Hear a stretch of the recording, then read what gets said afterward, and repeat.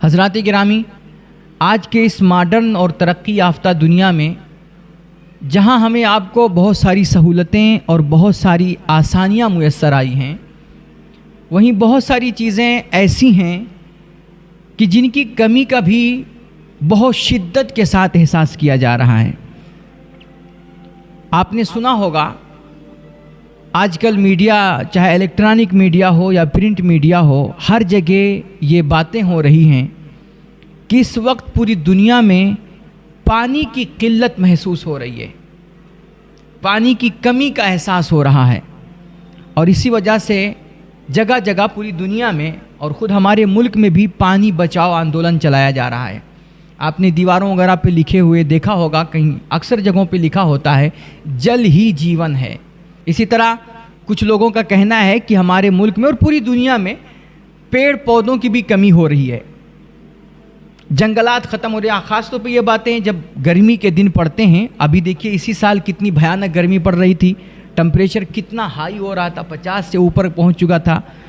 تو جب گرمی سخت پڑتی ہے تو عام طور پر یہی باتیں کی جاتی ہیں کہ چونکہ پیڑ پودوں کی کمی ہو رہی ہے، آکسیجن ہم لوگوں کو کم مل پا رہا ہے، اس وجہ سے اتنی سخت گرمی پڑتی ہے۔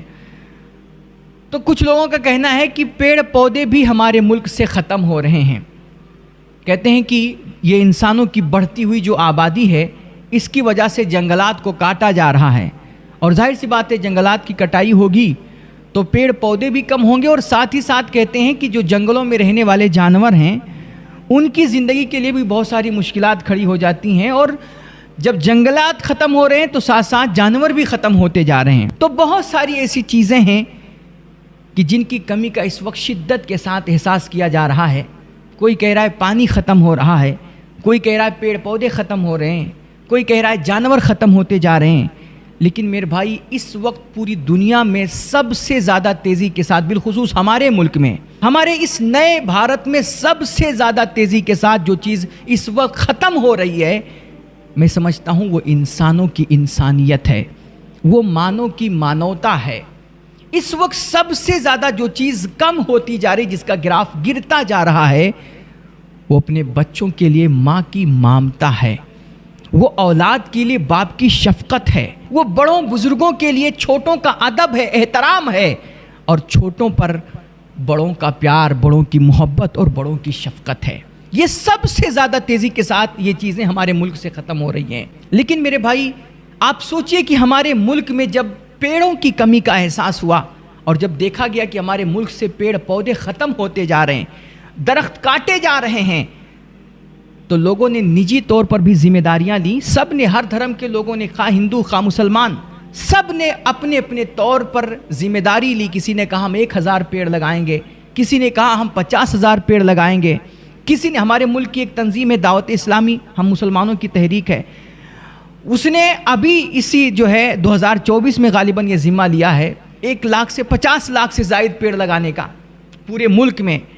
تو لوگوں نے نجی طور پر بھی پیڑ پودے لگانے کی ذمہ داریاں لی، اور حکومتی سطح پر بھی باقاعدہ بجٹ پاس کیے گئے کہ جگہ جگہ پیڑ لگاؤ، پودے لگاؤ اور ملک کو ہرا بھرا کرو۔ ہم کہتے ہیں بالکل کرنا چاہیے، ملک کو سجانا چاہیے، گرین بنانا چاہیے، لیکن یہ بتاؤ میرے بھائی، جب ملک میں انسانیت ہی نہیں رہے گی تو یہ پیڑ پودے چھاؤں کس کو دیں گے؟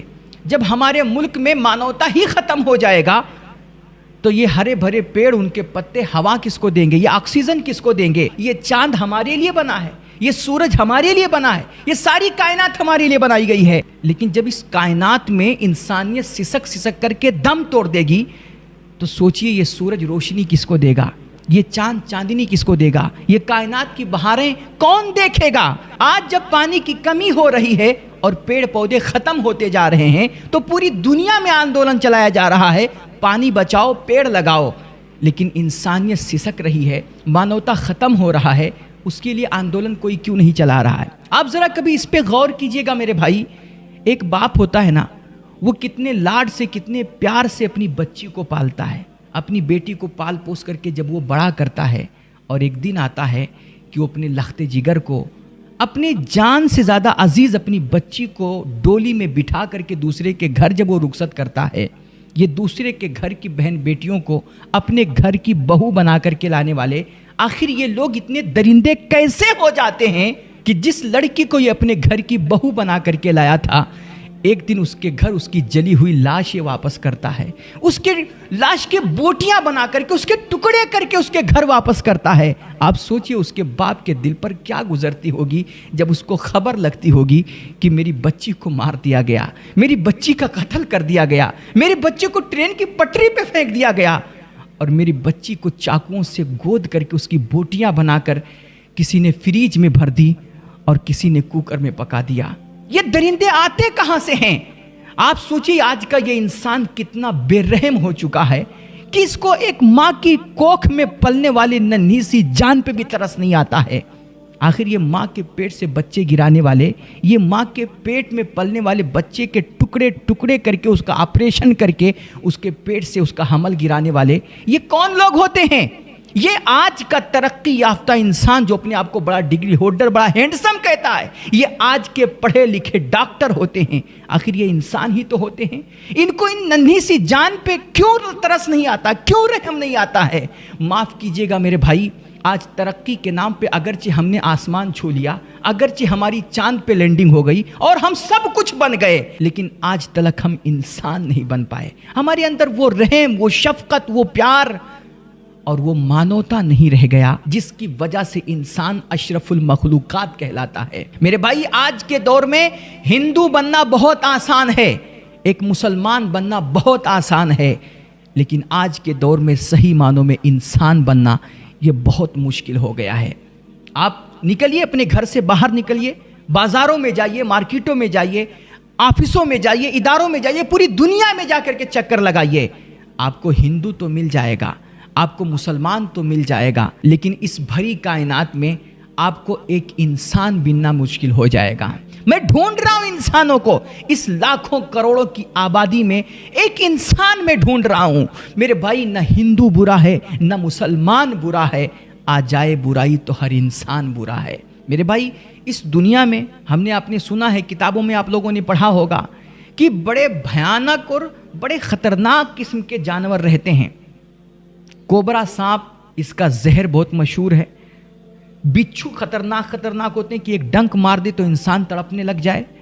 शेर देखिए, ये कितना खूनखार जानवर है। भूखा शेर हो, उसके सामने इंसान आ जाए तो उसको चीर फाड़ करके उसका खून पी जाए जिंदा। कुत्ता पागल हो जाए तो वो इंसानों का दुश्मन हो जाता है। यानी एक से बढ़कर एक खतरनाक, जहरीले और खूनखार जानवर इस दुनिया में रहते हैं। लेकिन मेरे भाई, आपने कभी नहीं सुना होगा कि चंद जहरीले और खूनखार जानवरों ने मिल करके इंसानों की पूरी बस्ती उजाड़ दी, उनका पूरा शहर खत्म कर दिया, उनका पूरा गांव तबाह कर दिया। कभी नहीं सुना होगा। लेकिन न्यूज़ में आप रोजाना ये सुनते हैं कि इंसानों ने फुला इंसानों की बस्ती को तबाह कर दिया, पूरा गजा मिटा दिया, पूरा लबनान खत्म कर दिया, फिलिस्तीन के बच्चों के चीथड़े उड़ गए और बुजुर्ग मलबों के नीचे दब करके कराह करा के उन्होंने दम तोड़ दिया। लेकिन इन जालिम इंसानों को उन बुजुर्गों पे भी तरस नहीं आया, उन मासूम बच्चों की चीखों पुकार पे भी इन्हें रहम नहीं आया। आपने कभी नहीं सुना होगा मेरे भाई, कोबरा बड़ा खतरनाक जहरीला सांप है और शेर बड़ा खूनखार जानवर है। लेकिन आपने कभी नहीं सुना होगा कि किसी शेर ने, किसी जहरीले सांप ने किसी गर्भवती महिला का पेट फाड़ करके उसका बच्चा निकाल करके चबा लिया हो, खा लिया हो। लेकिन हमने इंसानों के बारे में सुना है कि इन्होंने महिलाओं के पेट फाड़े, उनके बच्चे निकाले और उनके बच्चों को तलवार की नोक पे रख करके नचाया गया। इतना जालिम, इतना घटिया और इस कदर ये दरिंदा सिफत इंसान। मेरे भाई, जब एक इंसान आतंकवादी बनता है ना, एक इंसान जब फसादी बनता है, एक इंसान जब दंगाई बनता है और इसके अंदर से इंसानियत और मानवता खत्म होती है, और जब एक मजहब का रूप धारे जहरीला इंसान राजनेता बनता है, कुर्सी पर बैठता है और इसके हाथ में पावर और इख्तिदार आता है, तो ये अल्लाह की धरती पर ऐसी तबाही मचाता है, ऐसा फसाद बर्पा करता है कि मेरे ख्याल से पूरी दुनिया के दरिंदे और जहरीले जानवर मिल करके भी कभी वो फसाद और वो तबाही नहीं मचा सकते। ये इंसान जब इंसानियत से खाली होता है और जब ये दरिंदगी पे उतरता है ना, तो बड़े बड़ी खतरनाक दरिंदे भी इसकी दरिंदगी देख करके शर्म से मुंह छुपाने पे मजबूर हो जाते हैं। हैवानियत بھی شرمشار ہو جاتی ہے. اور ایسے ہی انسانوں کے بارے میں اللہ کا قرآن کہہ رہا ہے ہم کل انعام بل ہم اضل، کہ یہ انسان نہیں، یہ تو جانور ہیں، بلکہ یہ جانوروں سے بھی گئے گزرے ہیں. ایسے لوگوں کو انسان کہنا بھی انسانیت کو شرمشار کرنا ہے. اللہ کے واسطے یار اپنے اندر انسانیت پیدا کرو، اپنے اندر کی ضمیر کو جگاؤ، ایک دوسرے کا خیال کرو، ایک دوسرے کی تکلیفوں کا احساس کرو. میرے بھائی ہمارے ملک میں جب کورونا وائرس آیا تھا نا، دیکھیے اس کورونا وائرس کے خلاف کیسے ہندو مسلمان پورے ملک نے مل کر کے اس کے خلاف سنگھرش کیا تھا. کورونا وائرس کے خلاف سب نے سنگھرش کیا، لیکن ملک میں آج اپرادھ وائرس پھیل رہا ہے، اس کے خلاف سنگھرش کون کرے گا؟ ملک میں آج نفرت کا وائرس پھیل رہا ہے، اس کے خلاف سنگھرش کیوں نہیں کر رہے ہو میرے بھائی؟ ملک میں آج یہ ہندو مسلمان کا وائرس بڑھ رہا ہے میرے بھائی، اس کے خلاف ہمیں آپ کو سنگھرش کرنا ہوگا، اس کے خلاف ہمیں آپ کو لڑائی لڑنی ہوگی. کیونکہ کورونا وائرس وہ بڑا خطرناک وائرس تھا، لیکن وہ زیادہ 100-200 جانوں کے لیے خطرہ تھا. لیکن یہ اپرادھ کا وائرس جو ہے نا، یہ پوری انسانیت اور سماج کے لیے خطرہ ہے. کورونا وائرس ایک زندگی کے لیے خطرہ تھا، لیکن یہ اپرادھ کا اور ہندو مسلمان کا یہ نفرت کا جو وائرس ہے نا، یہ پورے ملک کے لیے خطرہ ہے میرے بھائی. اس لیے ہم سب کو بہرحال مل کر کے، اگر ملک سے محبت کرتے ہو، اپنے ملک سے پیار ہے تمہیں، اور ملک کے سچے وفادار ناگرک ہو، تو اس نفرت کے زہر کو مٹاؤ، اس نفرت کے وائرس کو ختم کرو. آؤ ہم سب مل کر کے اس نفرت کے خلاف یکجٹ ہو کر کے کھڑے ہوں. ورنہ یاد رکھو میرے بھائی، ہم نے ایک کہانی پڑھی تھی کہیں پر کہ ایک سرکس والا تھا، وہ ایک جگہ ایک گاؤں میں سرکس دکھانے کے لیے گیا.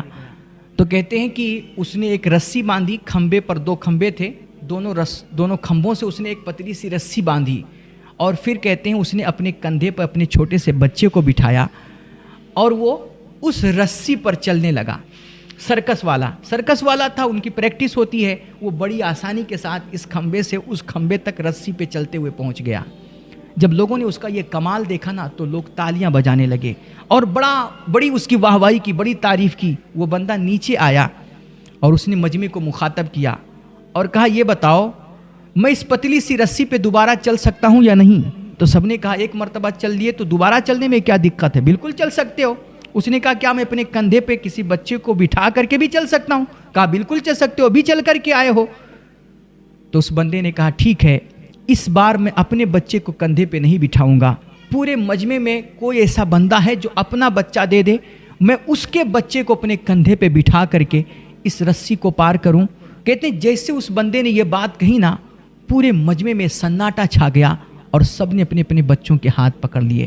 کوئی ایک بھی بندہ اس مجمع میں سے نہیں اٹھا کہ جو اس سرکس والے کو اپنا بچہ دے دے اور وہ اپنے کندھے پہ بٹھا کر کے رسی پار کر جائے. میرے بھائی اس سے سمجھ میں آتا ہے کہ دنیا صرف ہمارے آپ کے بچوں کا تماشا دیکھنا چاہتی ہے، دنیا صرف ہمارے بچوں کو خطروں کا کھلاڑی بنانا چاہتی ہے. یہ بڑے بڑے لوگ، یہ نیتا، یہ ودھایک، یہ کرسیوں پہ بیٹھے لوگ، یہ اپنے بچوں کو تو فارن کنٹری میں پڑھاتے ہیں، بڑے بڑے اسکولوں اور کالجوں اور یونیورسٹیوں میں پڑھاتے ہیں. یہ اپنے بچوں کو ڈاکٹر، انجینئر اور عہدیدار بناتے ہیں، اور ہمارے بچوں کو ہندو مسلمان کا ڈوز دے کر کے، ان کے اندر دھرم کا، مذہب کا، ذات پات کا زہر اتار کر کے ایک دوسرے کا دشمن بنا رہے ہوتے ہیں.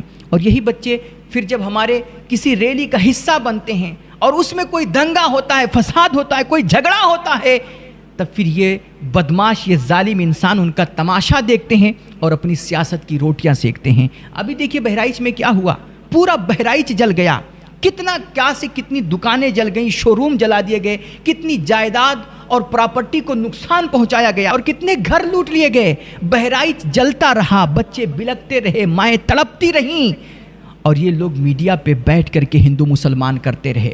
یہ تو بہرائچ دنگے کا راز اس وقت کھلا جب کہتے ہیں بہرائچ کے کسی نیتا کے اپنے بچے پر گولی چلنے کا خطرہ محسوس ہوا. یہ جو بی جے پی کے 8 ودھایکوں کے اوپر جو FIR درج کرایا گیا ہے، اور یہ جو سارے راز کھولے گئے کہ باقاعدہ پرشاسن کی طرف سے 2 گھنٹہ چھوٹ دی گئی تھی ان دنگائیوں کو، ان فسادیوں کو، کہ جاؤ تم دنگا کرو، فساد کرو، جلاؤ، جس کو مارنا ہے مارو، کاٹو. بتائیے اتنی گھٹیا سوچ، اس قدر حیوانیت اور درندگی ہمارے اندر آ چکی ہے، اس قدر مانوتا ختم ہو چکی ہے. گھر جلانے کے لیے، اور جائیداد پھونکنے کے لیے، دنگا اور ایک دوسرے کو مارنے کاٹنے کے لیے چھوٹ دی جا رہی ہے 2 گھنٹے کی. لیکن یہ بہرحال سارے راز کھلے، لیکن اس وقت یہ راز کھلے جب اپنے بچے کی جان کا خطرہ بنا. ورنہ ہمارے بچے مرے تھے، آپ کے بچے مرے تھے، اور جو کچھ ہوا تھا، نقصان پہنچا تھا، نیتاؤں کا کیا، بدھائکوں کا کیا، ان کرسیوں پہ بیٹھے لوگوں کا کیا؟ یہ تو چاہتے ہی یہی کہ ہندو مسلمان لڑے اور ہماری دکان چلتی رہے. آج اپنے بچے سے پیار کرنا لوگ سمجھتے ہیں کہ یہ ہماری انسانیت ہے. اپنوں سے محبت کرنا لوگ سمجھتے ہیں ہماری انسانیت ہے.